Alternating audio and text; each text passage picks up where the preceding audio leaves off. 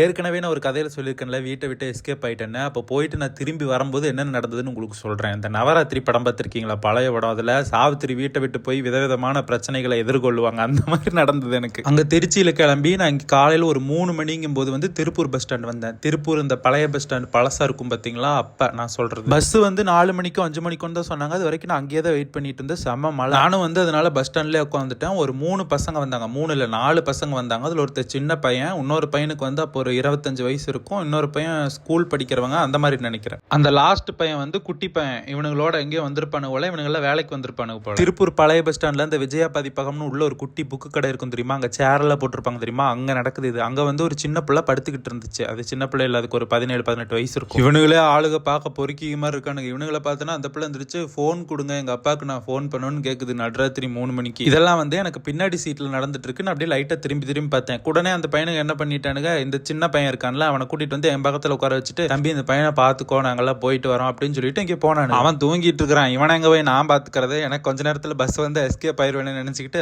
சரி அப்படின்ட்டு நான் அந்த பிள்ளைகிட்ட இவனுக்கு டீ சாப்பிட வரையா அப்படிங்க. அந்த பிள்ளை சரி அப்படின்னு அந்த 4 பேர் சேர்ந்து எங்கேயோ போனாங்க. இந்த சின்ன பையன் மட்டும் எங்கோடு இருக்கிறான். கொஞ்ச நேரம் கழிச்சு அந்த 4 பேரை போலீஸ் துரத்திட்டே போறாங்க. எனக்கு பார்க்க பக்குன்னு ஆயிருச்சு. இவன் வேற நம்ம கொண்டு இருக்கானே, நம்மளுக்கு எதுவும் பிடிச்சி லாடம் கட்டிடுவாங்களோன்ட்டு நான் பயந்துட்டு இருந்தேன். எனக்கு பஸ் வந்ததை பார்த்தனா நான் அந்த பையனை விட்டுட்டு ஓடிட்டேன். அப்புறம் என் ஃப்ரெண்ட்ஸ் தான் சொன்னாங்க அது எதுக்குன்னு.